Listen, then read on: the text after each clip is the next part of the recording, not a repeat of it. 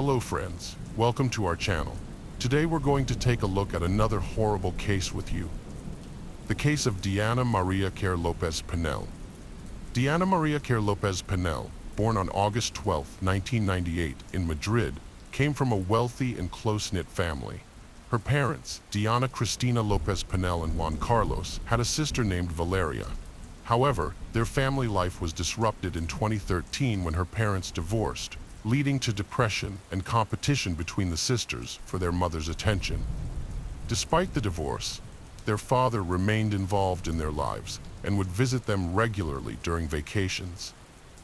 Diana, her mother, and sister often spent their summers in the small coastal town of Poder do Carmo, which had a population of around 10,000.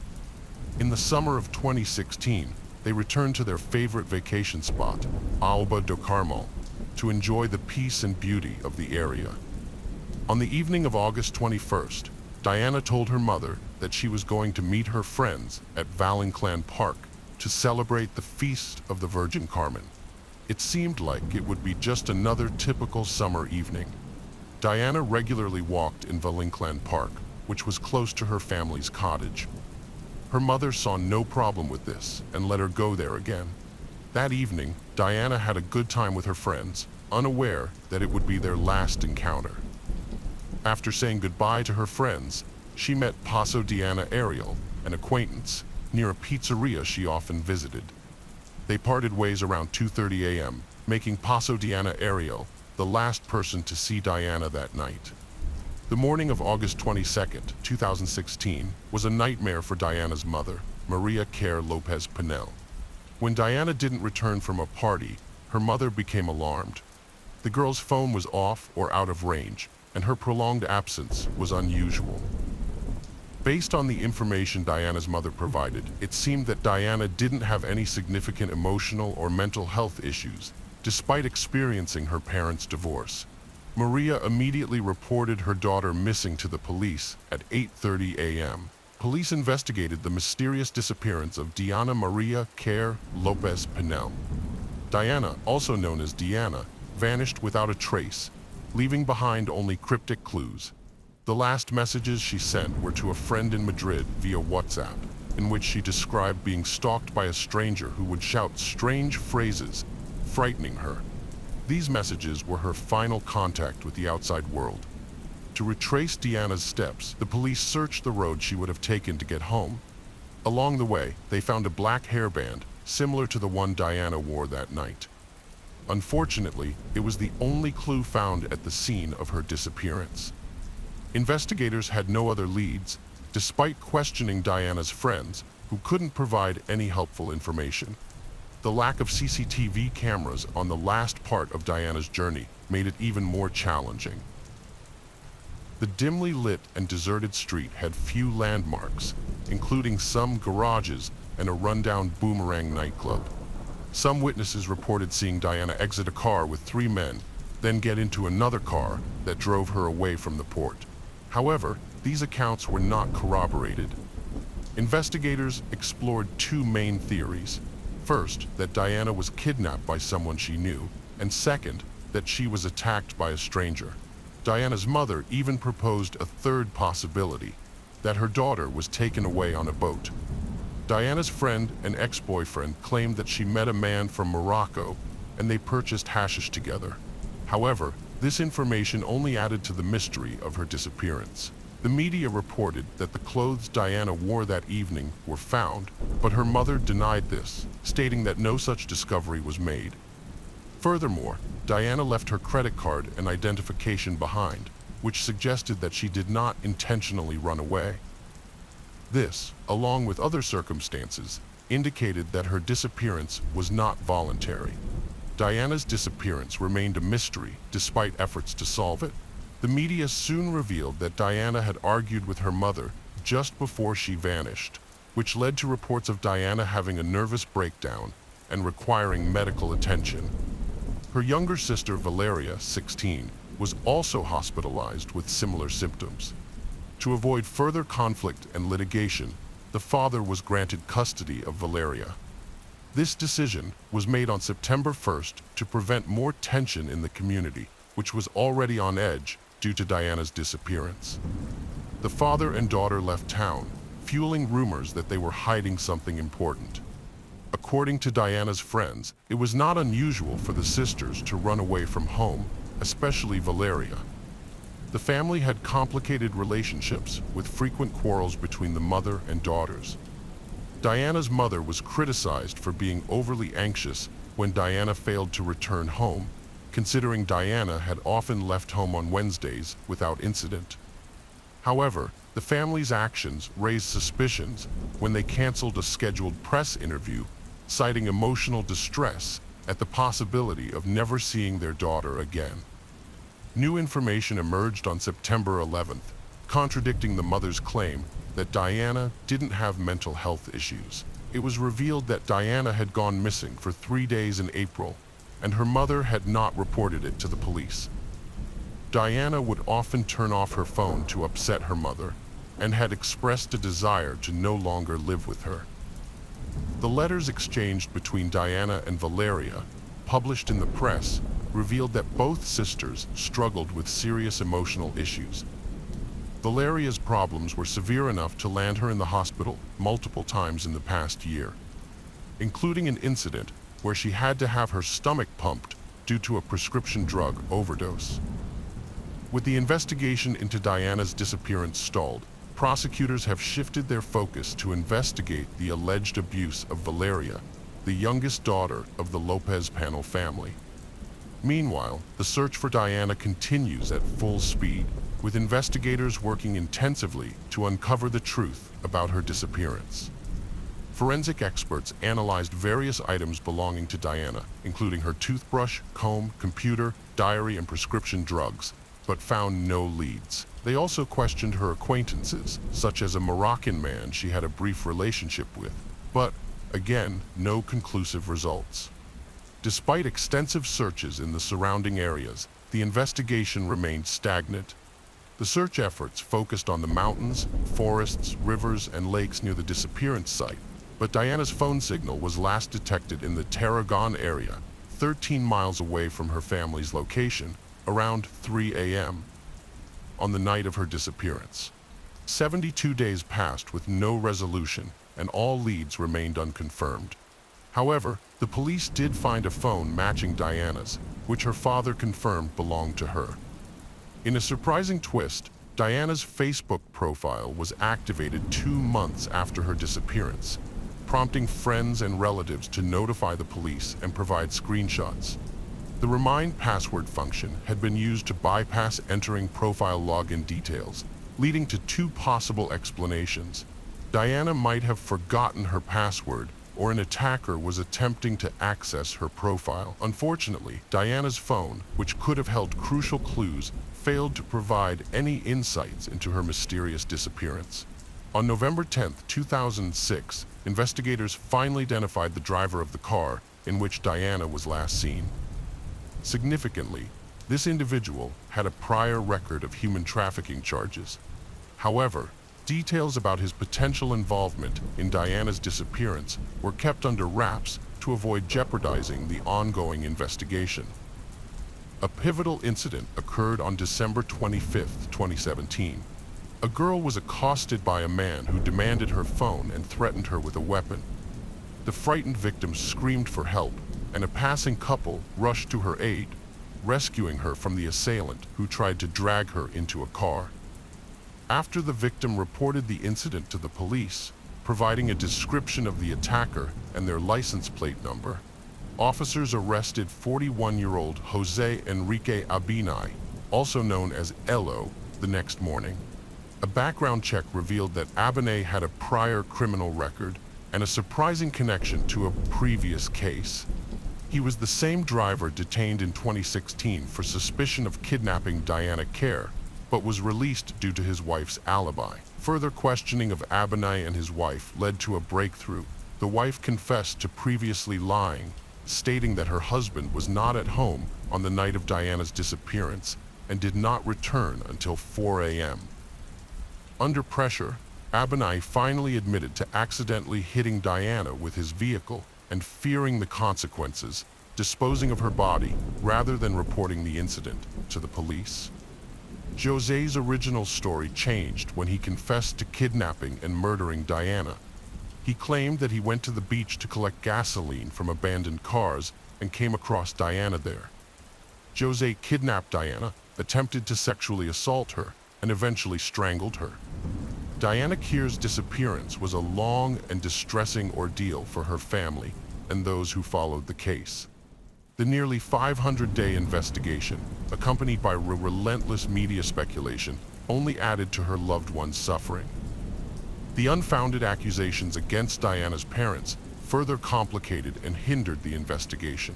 Nevertheless, through diligent investigation and the testimony of a second victim, investigators gathered sufficient evidence to identify the perpetrator. Diana will be fondly remembered by her loved ones as a vibrant and lively young woman who tragically crossed paths with a violent criminal. Her story highlights the importance of unity in combating crime, ending impunity, and ensuring the safety of all citizens. Unfortunately, Diana's body was hidden by the perpetrator, who refused to disclose its location for a long time. Eventually, after much effort from family and friends, they were finally able to locate her remains in an abandoned warehouse as well in January 2018. This allowed them to give Diana a proper farewell and burial. As for the perpetrator, José, he was sentenced to life imprisonment with the possibility of parole after 35 years. The case of Lin family. The Lin family's story is a heart-wrenching tale of love, ambition, and tragedy that began in the late 1980s. Min Lin and Yunli Lin, both Chinese nationals, met at an Australian university where they were pursuing higher education. Min had stayed on after completing his degree for a professional internship, while Yun had arrived through an exchange program. Their chance encounter in a university corridor sparked an instant attraction, which they later described as love at first sight. As foreigners in a new land, they shared a deep connection, united by their dreams of building a new life in Australia. After graduating, the couple married and settled down in the peaceful suburb of North Epping in Sydney. Their love flourished, and they built a close-knit family, deeply committed to each other. In August 1994, they welcomed their first child, June Brenda Lin, who went by her middle name Brenda. 2 more children followed, Henry in 1997 and Terry in 2000. As the family entered the 2000s, Min and Yun decided to start a business venture, opening a small newsstand together. Through hard work and dedication, they turned their humble beginning into a successful news agency with a publishing branch on Rose Street. As their business thrived, they were able to afford a comfortable lifestyle, complete with a spacious home, a luxury car, and exclusive private schooling for their children. Min focused on managing the business, while Yun dedicated herself to taking care of their home and raising their kids. The community highly respected the Lins for their hard work, kindness, and charitable nature. They were known for being exemplary, caring parents who avoided conflicts. Their children were outstanding in their own ways. Brenda, the eldest, was a stunning beauty and an exceptional student with a passion for helping animals. Henry and Terry, the boys, were energetic and sports enthusiasts, sharing a love for soccer. The siblings were incredibly close, almost inseparable. As the Lin family's prosperity grew, they began to sponsor relatives from China to visit, live, or even settle in Australia permanently. Min's parents were the first to make the move, settling in North Epping and helping with the kids. Min's father also worked part-time at their newsstand on weekends. Later, Yun's parents also moved to the same Sydney suburb, and Min and Yun bought them a small house. Yun's sister, Irene, joined the Lin household, helping with chores and childcare. By this time, the Lin family business had become very successful, earning almost $1 million per year. It had become a popular gathering place where people would come to read, discuss news, and socialize over coffee.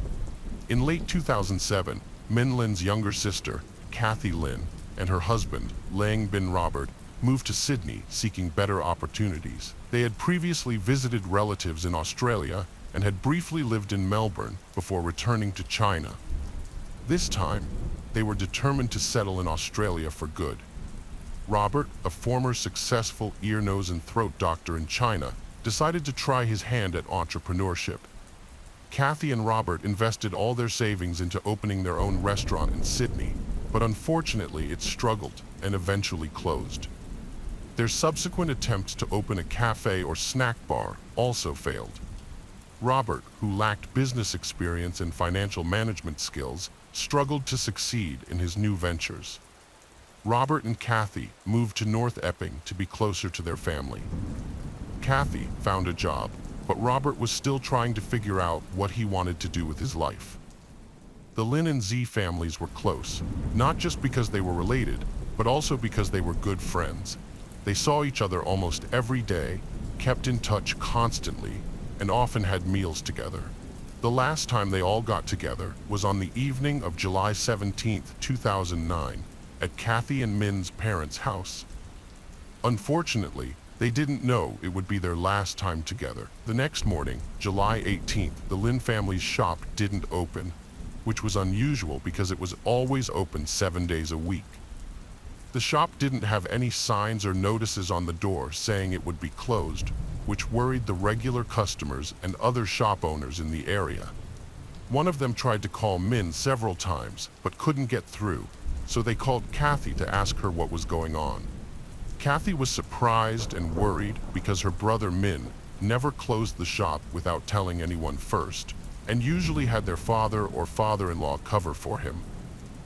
She tried calling Min and his wife Yun, but they didn't answer.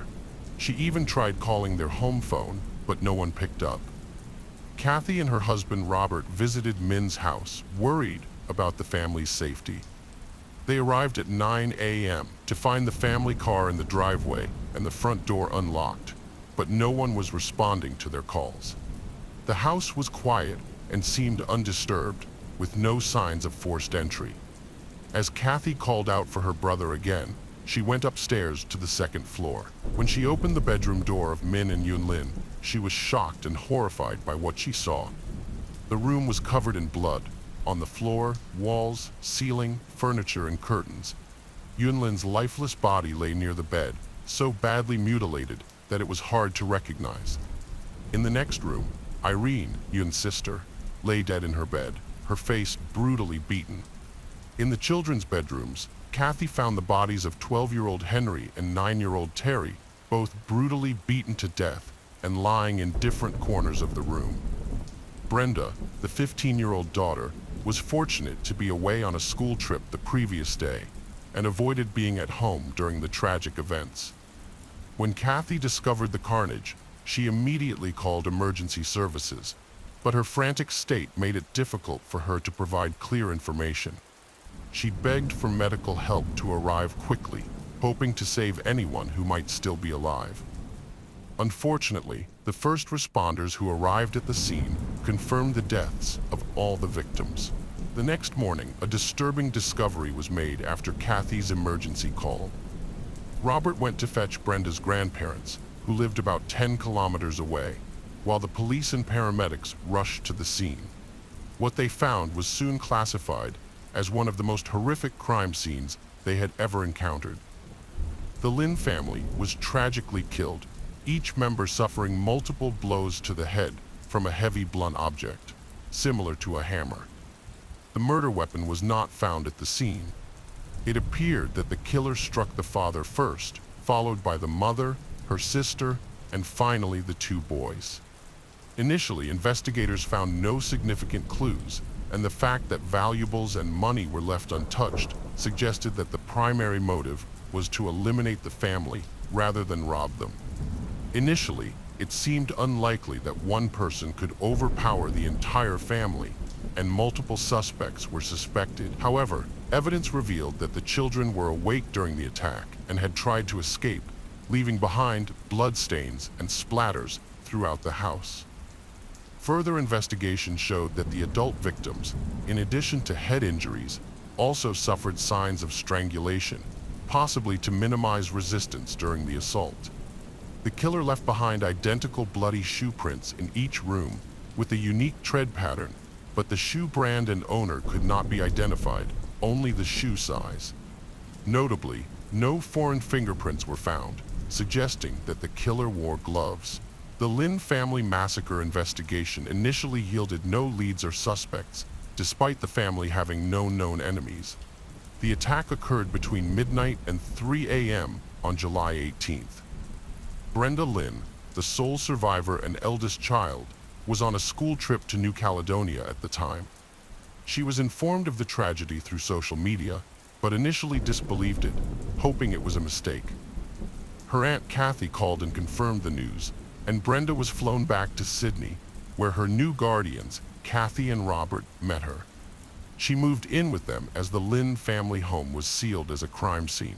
The next day, Brenda was questioned by the police, but could provide no new information, insisting her family had no enemies and had noticed nothing unusual before her trip. After her family's death, Brenda inherited the family business and properties. As she was still a minor, her Aunt Kathy and Uncle Robert became her legal guardians, responsible for managing the estate on her behalf. Although her grandparents offered to help, Kathy and Robert wanted to care for her, and the matter was resolved amicably. The family's shop and publishing business reopened under Robert's management. As Brenda was not yet ready to take over, Robert reviewed the family's financial assets, including bank accounts and properties. Experts examined the crime scene, but despite their efforts, found no concrete leads, suggesting the killer likely acted alone and entered the house quietly. The killer wore distinctive size 9.5 shoes with an ornate tread pattern, used a hammer as the weapon, and wore gloves, preventing fingerprint evidence. The lack of foreign DNA and bloodstains on the doorknobs of each bedroom where the crimes occurred indicated the killer's bloody gloves touched them, except for Brenda's room, suggesting the killer was aware of her absence. The tragic incident received widespread media coverage, but despite this, no substantial evidence or suspects emerged. Rumors and theories circulated, including the Lin family's supposed wealth being the motive, a bungled robbery, or involvement by local Chinese mafia clans. While these theories were not entirely dismissed, they were later deemed unlikely due to a lack of evidence. As the investigation continued, none of the theories were proven, and no suspects came forward. The robbery theory was eventually ruled out when it became clear the killer's sole intention was to eliminate the household members, leaving behind untouched money and valuables. The power outage in the house suggests the killer was familiar with the location of the electrical panel and had likely been in the house before, possibly having obtained a key in advance. After thoroughly reviewing the case details, an investigator re-listened to Kathy's emergency call and finally discovered a significant hint in the recording. A 911 call recorded Kathy's desperate attempts to explain the situation, her words interspersed with cries and sobs. At the end of the call, Kathy surprisingly addressed her husband directly in Cantonese, saying she didn't want to be left alone in the house. This caught the investigators' attention, and they translated her words. This was significant because Robert had chosen to pick up his in-laws himself, leaving Kathy alone at the crime scene before the police arrived. His behavior seemed highly suspicious, as 5 people had just been brutally taken away from the house, and the killer could still have been hiding inside. The police discovered that Robert had a key to his brother-in-law's house, which he had been given just before the tragedy. He never mentioned this during questioning. Kathy was unaware of this fact, but Brenda unintentionally revealed it to the investigators. Further inquiry exposed Robert's false claim of being a successful ear, nose, and throat doctor. He had a medical degree, but never had a steady job in the field. There were rumors that he fled to Australia to escape punishment for alleged bribery charges in China. After settling in North America, Robert became financially dependent on his wife's income and occasional financial help from Kathy's relatives.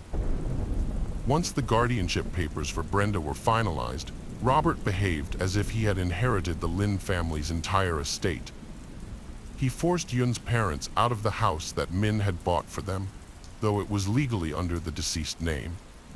Considering these facts and circumstances, investigators believed Robert was motivated by jealousy of his wife's wealthy and successful relatives and had long planned to take their property, money, and business.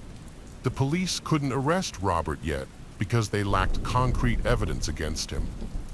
They obtained permission to install hidden cameras in the Z household, hoping to gather evidence to prove Robert's guilt. The breakthrough came when Kathy mentioned her husband's preference for a specific brand of shoes during an interrogation. Robert had bought 2 pairs of limited edition sneakers years earlier and still had a pair in its box at home. Significantly, Robert wore size 9.5 shoes, the same size as the killer's. Hidden cameras caught Robert destroying the box containing the shoes. This led to a search warrant for Robert's home, where a new pair of size 9.5 sneakers was found. The tread pattern on these shoes matched the prints found at the crime scene. Moreover, a small smear of blood was discovered in his garage. Forensic analysis confirmed that the smear was indeed a blood stain containing the DNA of all 5 Lynn family victims, directly linking it to the crime scene. This evidence led to Robert's arrest, providing the concrete proof the police needed to take action. In May 2011, 2 years after the tragedy, the evidence led to Robert's arrest. Despite his vehement denials of involvement, the police had finally gathered enough evidence to take action. Robert downplayed the importance of the sneakers found in his possession, claiming they were new and that he had gotten rid of the old pair. While awaiting trial in prison, he unknowingly shared cells with several informants and made some incriminating statements. During one conversation, Robert revealed that he had meticulously planned the crime and taken great care to cover his tracks. He admitted to buying the murder weapon at a remote store without surveillance cameras and drugging his wife with sedatives to prevent her from waking up and noticing his absence. Robert also confessed to disposing of the evidence, including the hammer, sneakers, gloves, and clothing, in a way that would ensure they would never be found. At the trial, however, Robert denied all of this, and the only evidence against him was the testimony from his cellmates and some indirect evidence. As a result, the jury was unable to reach a unanimous verdict, and Robert was released on bail in December 2015.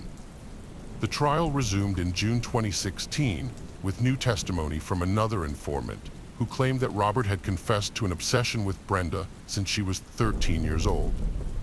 This new information led to a re-examination of Brenda, who tearfully revealed that Robert had coerced her into a sexual relationship when she was just 13.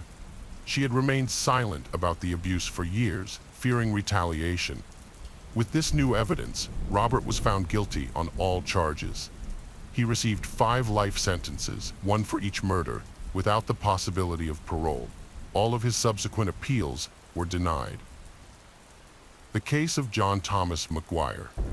Life in an orphanage is difficult and unpredictable. You have no personal space, no control over your time, and if you're not able to stand up for yourself, you're likely to be bullied by the older kids. Amanda and Anna Marie McClure, however, were a little more fortunate because they had each other. With 2 of them, they were more able to defend themselves. The sisters preferred to keep to themselves and didn't try to make friends with anyone else. They were hopeful that their stay in the orphanage would be short-lived. They believed that their mother would soon find out that their father, Larry McClure, was in prison and that she would come to take them away. It was impossible to keep their father's imprisonment a secret. The news was all over TV and in the newspapers for a long time. As time passed, days turned into weeks and weeks turned into months. Unfortunately, it became clear that they might not be returning home anytime soon. One day, the sisters intervened to protect a new girl, Meredith, from being bullied. Meredith had a difficult past, having lived with a mother who was addicted to drugs. She was very thin, scared, and would jump at the slightest noise. After her mother died of an overdose, Meredith was too afraid to call for help and ended up in the orphanage. Amanda and Anna Marie kept the reason for their presence a secret, brushing it off when Meredith asked about it with a fabricated story about a policeman father who died in the line of duty. However, the truth eventually emerged that their father was not a deceased police officer, but a living criminal serving time in prison for violent sexual crimes against a young girl. This revelation made their lives a living hell. Luckily, the sisters soon got a second chance when two separate families adopted them almost simultaneously, allowing them to start anew. Unfortunately, this meant they would be separated and lose touch with each other. There is no information available about the sisters' experiences in their foster homes. What is known is that Amanda, 29 at the time, met her future husband, John McGuire, now 38. Her adoptive parents had worried that Amanda would remain single forever, given her lack of biological family and the emotional trauma of her mother's betrayal. Larry McClure, the father, was released on parole and returned to Virginia, where he lived in a mobile home. He was determined to reconnect with his daughters. First, he visited Amanda's foster parents, Guam and Alex, and introduced himself, asking to see Amanda and requesting her contact information. At the time, Larry was dishonest about Anna Marie's whereabouts, claiming she lived in North Carolina, 186 miles away, when in fact, he had never seen or spoken to her. Despite this, Larry was able to meet with Amanda, and their reunions eventually led to him introducing her and her friend John to illegal drugs that he manufactured in his camper. The tragic events unfolded on Valentine's Day. John, who was still recovering from the effects of drug abuse and was deeply in love with Amanda, decided to surprise her with a romantic evening at home. However, during the meal, John's affectionate words to Amanda made Larry extremely anxious, causing tension to build. Larry stopped his son-in-law John from speaking and asked if he could be completely honest with his wife Amanda. John agreed, and Larry suggested a game. John's legs were tied, and he was asked to answer all questions about his life truthfully. At first, the questions were harmless, but as Larry became more intoxicated, he started accusing John of being an undercover FBI agent. 3 weeks later, Larry and Amanda got married. To keep their relationship a secret, Larry changed his name. The new family decided to start fresh in Kentucky, vowing to quit illegal substances for good. To blend in with their neighbors, they even hung a U.S. flag on their rented house's door. By 2019, John's family, including his ex-wife and parents, had become worried because they hadn't heard from him. John's mother even went so far as to file a missing person report with the police. Meanwhile, Larry was in trouble with the law again. He had failed to notify the authorities that he had moved to a different state, which violated the terms of his probation. As a result, he was sent back to prison. Larry's mental state had deteriorated significantly due to his long history of substance abuse and mixing drugs with alcohol. Suddenly finding himself in a place where he couldn't access these substances triggered withdrawal symptoms, including increased anxiety and a blurred sense of reality. It's likely that this led him to make irrational decisions, such as marrying his own daughter. Larry became convinced that the real reason for his parole violation was to search for John's body, which he believed was buried in his backyard. He urgently needed to get a message to his daughters, Plaudard, Amanda, or Anna Marie, to dig up the body parts and rebury them in a different location. However, all prison calls are monitored, so he had to find a way to convey this information discreetly. Larry meticulously prepared a speech, considering every detail, but was prohibited from making any phone calls. Despite this, he eventually couldn't resist and confessed to the duty officer, although his intentions remain unclear. Larry's reasoning was that if he confessed to the murder before being charged, he might avoid the death penalty, and if he implicated his daughters, that would be even better. However, the officer was initially skeptical, wondering what Larry was talking about. Why would this addict incriminate himself? Nevertheless, the officer was required by law to investigate Larry's claims. Initially, the officer intended to perform a cursory verification, simply confirming that a statement had been made and the alleged crime scene had been checked, but finding nothing. However, it was discovered that John was indeed missing, and as a precaution, a police unit was sent to Larry's residence. Upon searching the area, they found traces of lime, just as Larry had mentioned, and soon every aspect of his confession was corroborated. The McClure sisters were promptly apprehended. Amanda and Anna Marie were stunned when their father and husband, Larry, confessed to a brutal murder. Their shock turned to disbelief when Larry tried to shift the blame, testifying that his daughters were responsible for the crime and he was an unwitting participant. As the family's story unraveled, each member attempted to distance themselves from the crime, claiming it was an accident. John's relatives were especially grief-stricken, as they had to come to terms with the fact that his body was never found, only remains. These remains had to be retrieved from forensic experts and transported to his parents for burial in a closed coffin. Despite the challenges, John's parents were able to lay him to rest, thanks to the help of friends who contributed financially, assisted with transportation, and made funeral arrangements. John was finally laid to rest at a Lutheran church on October 25, 2019. On February 15th, the day after Valentine's Day, a member of the McClure family posted a message on John's Facebook page, pretending it was from him. The message said he was going on a trip and would be out of touch for a long time, and asked his friends not to worry about his extended absence. This was a tactic to mislead everyone, as the family knew they were about to kill John and didn't want to arouse suspicion. Despite the heinous nature of their crime, during the trial, Larry and Amanda received an additional 6 months in their sentence due to their incestuous marriage, which is illegal in their state. The trial began, and Larry was given the floor. He stated that he had felt remorse for his own children for most of his life. He admitted that when they were very young, he had committed a serious crime that put them in an orphanage. He explained that their birth mother had abandoned them, and he was the only one who had a heartache for his little ones. He expressed his extreme gratitude to the people who had adopted his babies. He said he would not hide, and even attended churches and prayed for their adoptive parents when he got out. He confessed that he had crazily wanted to make up for all the years he had missed. He confessed that he could have walked away from the crime if he had convinced Amanda not to do it, but he didn't. He admitted that the judge and jury would probably not understand him, and he shared their point of view, but emphasized that they weren't in his shoes. He mentioned that John was a fine young man and expressed his regret for John. He stated that if he could, he would turn things around, but no one could raise the dead, and he couldn't say no to Amanda, his favorite and youngest daughter, who didn't care about John.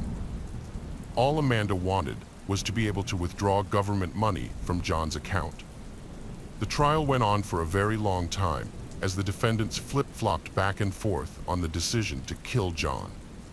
Amanda, who could not tolerate such a long trial, even made a deal with the investigators where she was promised to be charged with involuntary manslaughter at the next trial. Larry had given a very different speech when it all started, stating that the four of them had bought the ingredients to make illegal substances and went back to his trailer where he had started making them. Amanda had come up to him and said she wanted to get back at John. He explained that John, under the influence of drugs, had raped Anna Marie, who then got pregnant, and that he had to earn the trust of his daughters after all those years apart, so he couldn't refuse. Larry blamed himself for that and thought every day that he should hang himself, but questioned why it should be him if the crime was their fault. After Larry's speech, John's family got the floor. His mother sobbed non-stop, so much so that she couldn't say a word. She expressed that even if she could ever forgive the McClure family, she would never be able to forget what happened. She also conveyed that she wished she could live to see the day when one of them died before her. John's children were given a chance to speak, and they vehemently cursed the killers, declaring that they would never forgive them. The judge then delivered the final verdict, sentencing Larry McClure to life in prison without parole. When Amanda's punishment was announced, her adoptive parents were filled with regret, revealing to her that her biological father had been searching for her. They had raised her to have freedom of choice, but unaware that this freedom could have such severe consequences on her future. Amanda, however, shifted the blame to her biological father, claiming that his jealousy had driven her to commit the crime. Her adoptive parents pleaded with the judge to consider the negative influence of her biological father, arguing that their adopted daughter would not have committed such a brutal crime without it. Nevertheless, the prosecutors viewed the murder as a premeditated conspiracy, orchestrated so that Amanda and Larry could be together as a couple. The first hearing focused on Amanda, who received a 40-year sentence. However, the judge predicted she would likely serve only 20 years. During Anna Marie's hearing, she attempted to demonstrate her opposition to John's murder, but felt coerced by her father and sister to see it through. She only attended Larry and Amanda's wedding out of fear for her own future. Ultimately, Anna Marie was sentenced to 40 years in prison. The case of Smith family. George, from a happy family in Greenwich, Connecticut, grew up with his father's liquor store as a central part of his life. After studying business at Babson College, George worked in Boston as a data mining analyst, but his true passion remained the family business. So, he eventually returned home to learn the ins and outs of the store from his father. In 2002, George met Jennifer, also from Connecticut, at a friend's reunion. Jennifer had just started her teaching career as an elementary school teacher. The couple fell deeply in love, and George's parents were overjoyed with his choice. 3 years later, in 2005, they decided to tie the knot and start a new life together. They got married at Castle Hill Inn in Newport, Rhode Island, with the ocean as a stunning backdrop.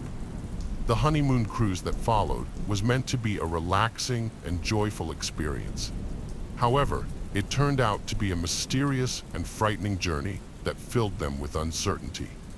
George and Jennifer met Josh, a 20-year-old from California, and another couple on a cruise ship. Josh quickly became friends with George, and on July 1st, the group decided to spend the day together on land when the ship reached the Italian coast. They had an amazing time exploring the island, trying local food, and creating unforgettable memories. That evening, George and Jennifer met up with their friends again on the ship and decided to have a fun night, enjoying appetizers and drinks before heading to the casino. George and Josh played craps while Jennifer played poker. Although they lost a significant amount of money, they didn't regret it, joking that it was part of their honeymoon. The last time George was seen on video was leaving the casino around 2:30 a.m. Tragedy struck on the morning of July 5, 2005, on the Greek island of Mykonos. George, 26, vanished. The ship's captain searched the cabin where strange footprints were found, as well as the deck, but George was nowhere to be found. The available evidence suggested that something serious had happened, possibly involving violence. The news spread quickly, causing alarm among the passengers. Deck 7 was sealed off, and no one was allowed in or out of their cabins. After discovering blood, it was assumed that George and Jennifer had mysteriously disappeared. The senior officer took charge of the investigation, searching their stateroom for clues. One possibility was that George might have fallen overboard. Meanwhile, the search for the young couple continued. By 10 a.m., Jennifer was found where she was having a pre-booked massage. She seemed surprised and concerned, claiming to be unaware of her husband's whereabouts and that she hadn't seen him since the previous night. She revealed that when she woke up that morning, her husband wasn't there, but she didn't search for him, assuming he was with friends or in another cabin. At noon, Turkish authorities arrived on board to begin an investigation, and the ship's captain reassured the anxious passengers, expressing hope that the situation would be resolved soon. The police investigation into George Smith's disappearance began with his wife Jennifer, who was agitated and seemingly unaware of her husband's whereabouts. She told them that men in white uniforms from the Royal Caribbean had come to her door, saying George might have fallen overboard. Traces of blood were found on the boat's awning, suggesting something terrible had happened. The investigators focused on cabin, which was in disarray, with signs of a possible struggle. They found small drops of blood on the carpet and towel, as well as fingerprints on the balcony railing. Turkish investigators discovered 2 small bloodstains on the bedding, which were identified as George's blood. All evidence pointed to George being harmed inside the cabin before he vanished mysteriously. A chair on the balcony had been moved, suggesting someone had sat there, which raised suspicions that George might have fallen from the balcony. However, the high railing and blood on the awning and inside the cabin also hinted at a possible murder. The investigators started to reconstruct the events of that night, trying to figure out who George was with and what led to the tragedy. They questioned the group of young men who had spent time with the newlyweds the previous night. The men revealed that George and Jennifer had consumed too much alcohol, and they had helped him back to his cabin, where they put him to bed and left him alone. However, there were discrepancies in Josh Askin's testimony. He claimed to have seen Jennifer leave with a casino employee named Lloyd, but video footage showed Jennifer stumbling away at 3:30 a.m., leaving George with her new friends. Lloyd's key card data indicated he returned to his cabin at 3:25 a.m., contradicting Josh's account. The investigation continued, with each new detail adding more mystery to the story. It was discovered that Greg Rosenberg, a 19-year-old with Russian roots, had been part of the group that night. He had met Jennifer in the casino, and they had gambled together until late. The group then headed to the disco, where they continued to drink and dance. As the night wore on, the group members began to disperse to their cabins, but not before they were visibly drunk and rowdy. The events of the night became increasingly unclear, with different witnesses providing conflicting accounts. After the cruise ship staff refused to serve 2 intoxicated visitors, Josh and his friends remembered they had brought a bottle of absinthe from the island of Mykonos. However, crew and passengers were not allowed to consume their own alcohol on board.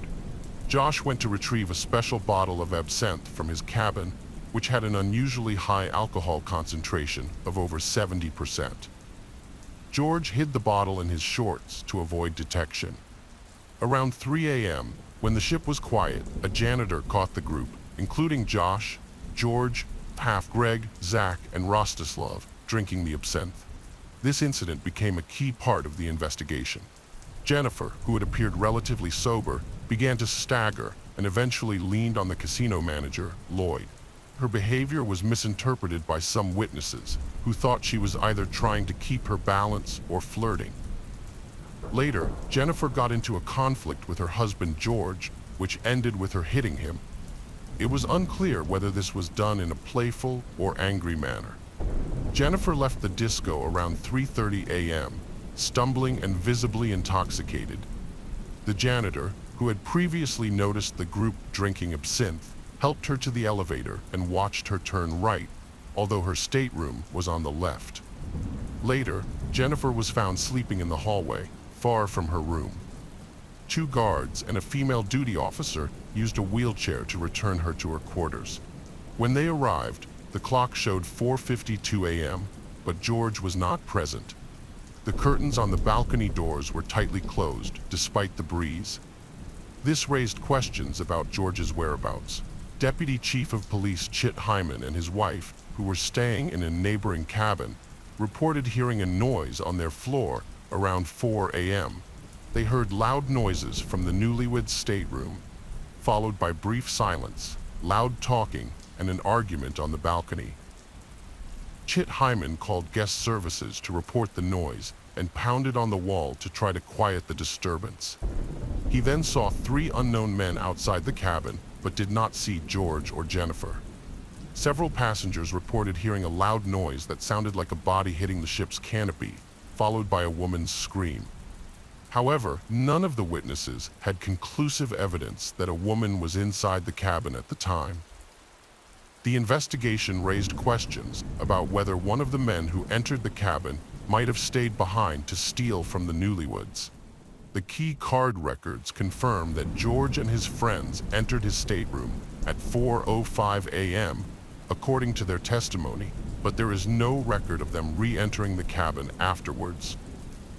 This has led to several theories about what might have happened to George Smith.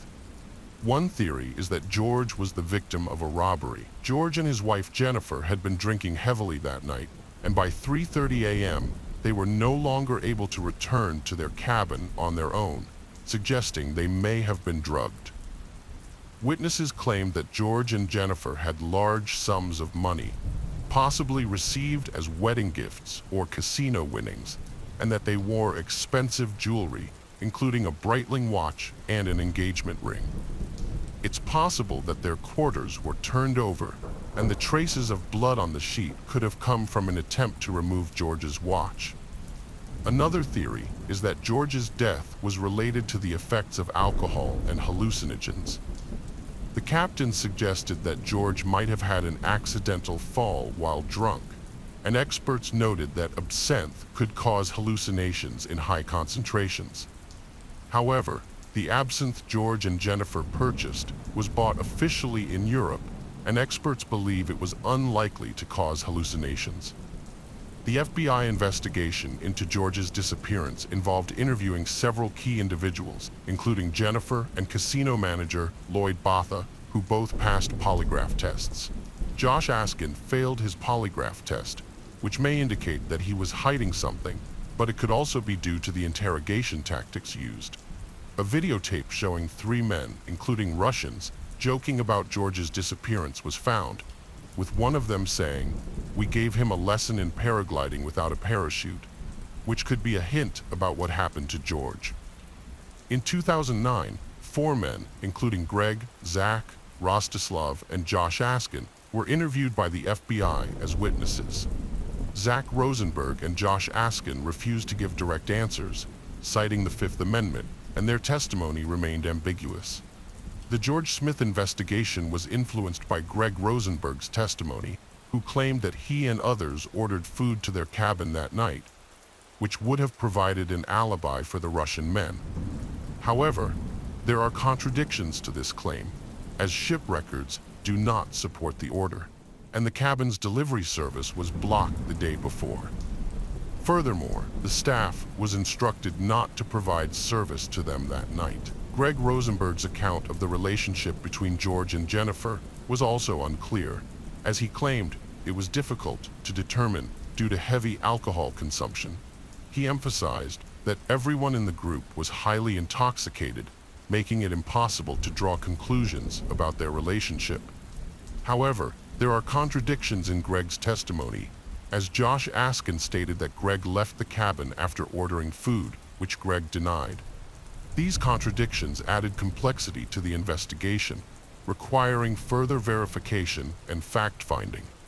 Greg claimed that he had no information about Jennifer or Lloyd Botha's involvement in George's disappearance, but believed that the event was not accidental. He hinted that something significant happened that night that would eventually be revealed. Sadly, Greg Rosenberg was murdered in 2019, and his death remains unsolved, with police investigating a possible link between his murder and George's death. The Smith family persisted in demanding the truth and justice, but their efforts yielded little results. They offered a $100,000 reward for information leading to those responsible and called for a boycott of the ship owners' company, which they believed was covering up the incident. The family's relationship with Jennifer became strained as her behavior seemed suspicious, and her reluctance to share information raised concerns. She claimed to be following FBI instructions, but her decision to accept a $1 million settlement from the cruise company led the Smith family to lose faith in her and suspect that she was hiding something. The Smith family was disappointed with the Turkish authorities' investigation and felt that Jennifer was too quick to accept the offer. They believed that she was not showing the proper interest in finding out what happened to George. Jennifer claimed to remember little from that night, after 2:30 a.m., and was not aware that the liner staff had found her in the corridor and returned her to her cabin.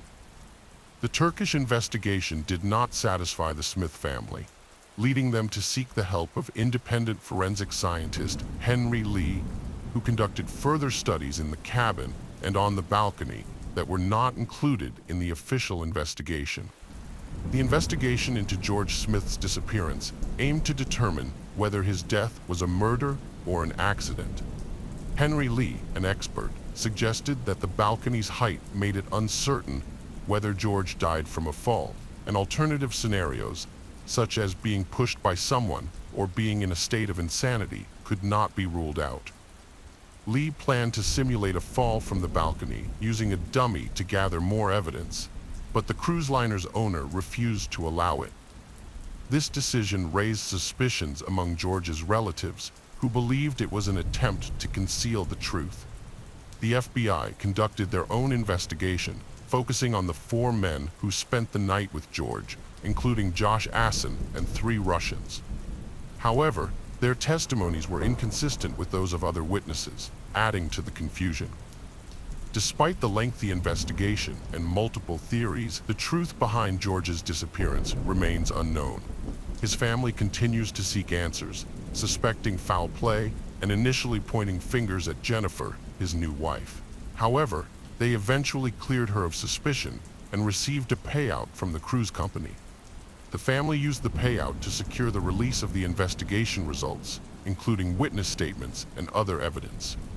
Jennifer, now exonerated, dedicated herself to charity work in George's memory.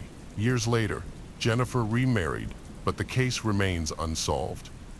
The FBI closed the investigation due to lack of evidence, ruling George's death an accident. The mystery surrounding his disappearance continues to haunt his family, who are still searching for the truth and a sense of closure. The case of Cassandra Cantrell. Cassandra and her twin brother Rob shared a unique bond, fueled by their love of scary stories. As kids, they'd spend hours in a darkened room, taking turns telling each other spine-tingling tales. Rob fancied himself a master storyteller, but Cassandra would always scream at the end of each story, teasing him about not being scary enough. They'd also watch Scooby-Doo together, debating which characters might be ghosts or vampires in disguise. Cassandra's instincts often proved correct, leaving Rob on edge. Their mother, Mary Smith, encouraged their love of reading by buying them books by Robert Wall. What started as a childhood hobby evolved into a lifelong passion for horror. As adults, they even collected villain figurines and considered opening a horror-themed store. An interest in horror movies brought Cassandra to the set in 2004. She got a cameo in a scary movie that, although it didn't become popular, still caused a storm of envy and led Rob to start asking his sister to make a deal for him. He asked her if she had made some acquaintances there and said he was ready to play anyone. He urged her to talk, adding that he was pretty close with the head of the cast and maybe something would come out of it, but he made no promises. Cassandra replied that she had gotten the part by accident herself. Rob was very happy, but despite his enthusiasm, he was not able to play, even in an episodic role. The lead actor in the movie was Colin Dudley, and on set, he and the debutante actress felt an undeniable chemistry. However, neither of them dared to take the first step. That was until they attended a corporate Halloween party together. Cassandra dressed up as Velma from Scooby-Doo, while Colin went as Alex from A Clockwork Orange. The costume held a deeper significance for Colin than just a simple character. It seemed to resonate with him on a deeper level. He had been walking with a glass of milk all evening, looking at everyone with a glare, just as his character had done in the movie. He had also quoted a lot from the book.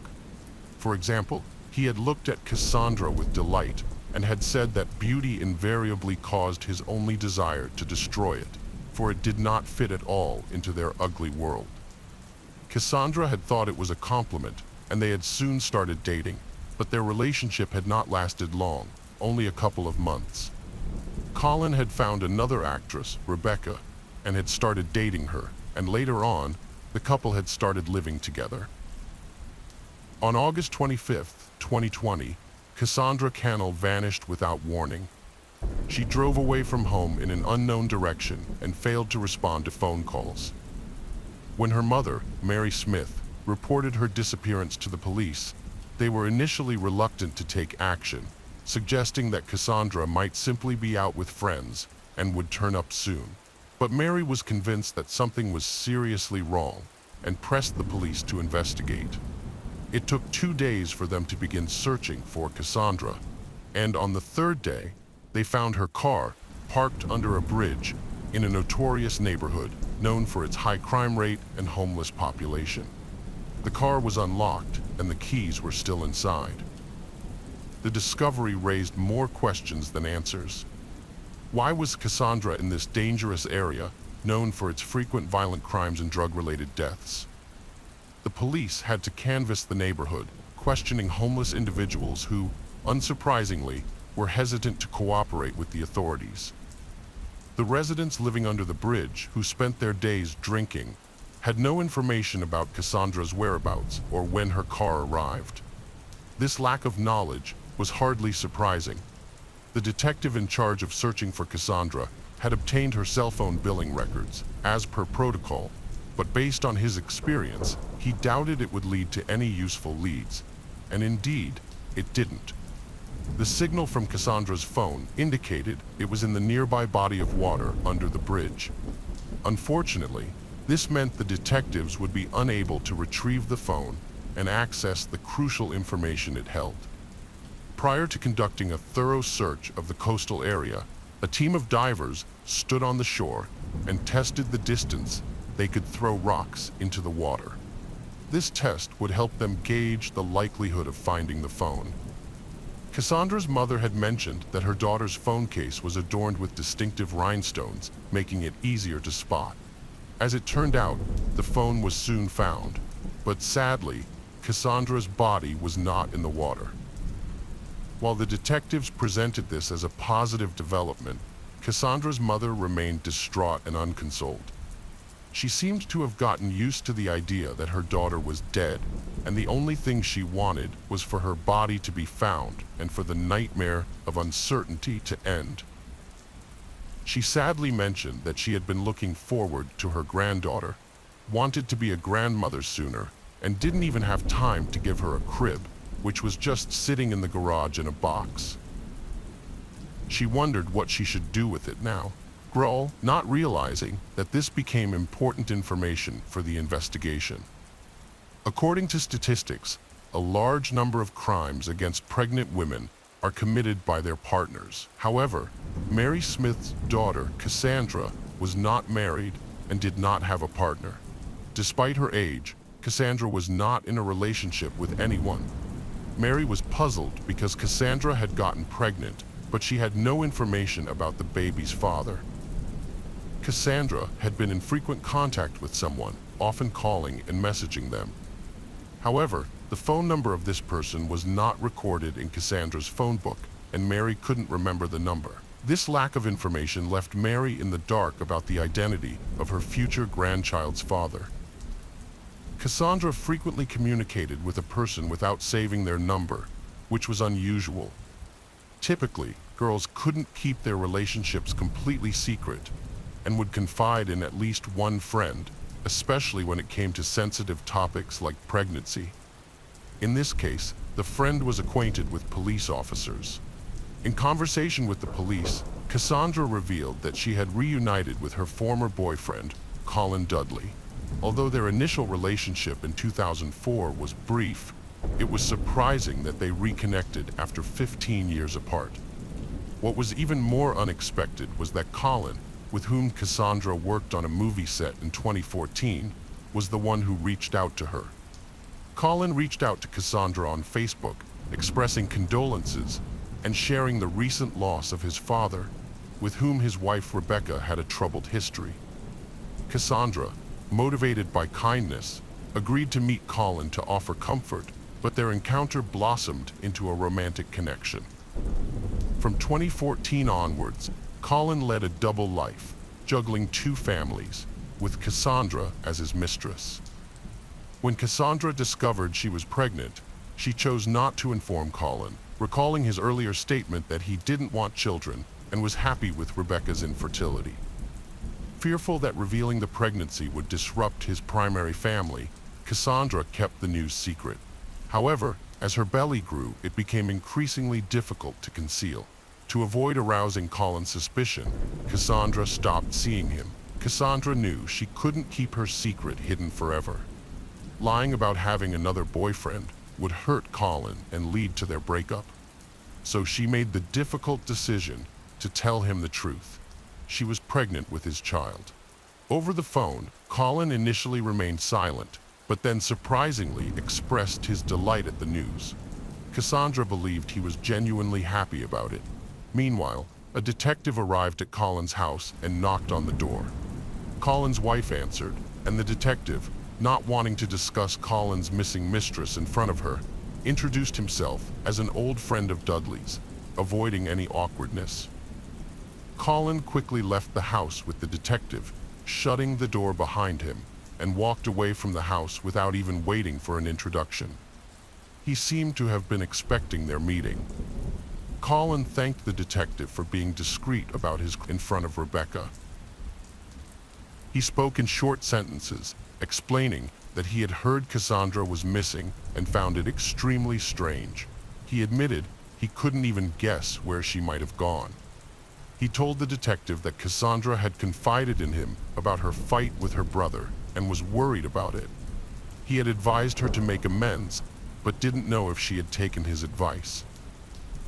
The detective already knew about the fight between Cassandra and her brother, Rob, who had spoken to him about it. Rob had refused to meet with Cassandra on the day she disappeared, which he now regretted. Colin blamed himself for not being able to prevent her disappearance, thinking that if she had visited him that day, she might still be safe. Colin confessed to the detective that he wasn't a good person and acknowledged his past mistakes. He had secretly dated his ex-girlfriend, Cassandra, while still married to Rebecca, knowing it was wrong. He believed that his actions would have consequences in the afterlife, but insisted that he couldn't help who he fell in love with. After his father's death in 2014, Colin resumed his relationship with Cassandra, fulfilling one of his father's wishes. He had broken up with her soon after Christmas, which his father had criticized him for. His father had liked Cassandra, unlike Rebecca, whom he hated. Colin explained that living a double life for 5 years had been exhausting and guilt-ridden. He made excuses to hide his late-night returns, pretending to go on business trips or fishing, which he despised. He even bought fish to deceive Rebecca, who would cook them, despite the smell making him sick. Colin mentioned that Cassandra was pregnant, but didn't know who the father was. He heard from a close friend that Cassandra claimed the baby was his, which he found hard to believe. Lately, Cassandra had been avoiding him, and he understood why, as she wanted a family, something he couldn't provide. The detective asked Colin when he last saw Cassandra, and he replied that he couldn't remember, guessing it was around 3 to 4 months ago, except for a brief encounter at the mall when his wife was in the fitting room. Colin asked the detective if they thought they would find Cassandra alive, and the detective assured him they were doing everything possible. However, this wasn't Colin's last encounter with the detective. The police discovered that Colin was the owner of the unsigned phone number Cassandra's mother had mentioned. It turned out that Cassandra had frequently called Colin, including on the day she disappeared. Additionally, CCTV footage from the train station near the bridge where her car was found showed a suspicious man on the platform. The suspect wore a disguise, covering his face and head, making it impossible to identify him. However, the detective noticed that the man's gait and hat were eerily similar to those of Colin Dudley and Alex from A Clockwork Orange. The detectives followed the suspect through CCTV cameras, watching as he entered a cafe, left, and drove away in a car with a license plate registered to Colin Dudley. Armed with a search warrant, the police searched Colin's house, hoping to find Cassandra alive in the basement. Initially, they found no evidence of a crime, but they did discover the hat Colin had worn as a disguise. In the basement, a service dog trained to detect blood scents began barking, suggesting something was amiss. Colin claimed innocence, stating that the police were trying to frame him due to a lack of evidence and suspects. His wife was shocked and upset, but when asked if she thought her husband was capable of murder, she hesitated before saying no. Despite the circumstantial evidence, there wasn't enough to imprison Colin, frustrating Rob and Mary Smith and leaving the detective feeling helpless. Colin was questioned again, and he provided an alibi, stating that he had visited a hardware store on the morning of August 25th to buy cleaning supplies and trash bags. However, the large trash bags raised suspicions. The police also discovered a deleted text message from Cassandra, stating that she was approaching Colin's house. Additionally, phone records showed that the couple hadn't left the house for hours that morning. Colin had turned off his phone, but accidentally left Cassandra's phone on, allowing the police to track his movements, including his presence on CCTV cameras. After the murder, Colin went to a cafe to clean up, then drove to the pond where he had thrown away Cassandra's phone, which the police had tracked to its last signal. Now, the police needed to find Cassandra's body. To retrace Colin's route, the police took a GPS tracker from his car, which showed that it had followed the same path as Cassandra's phone.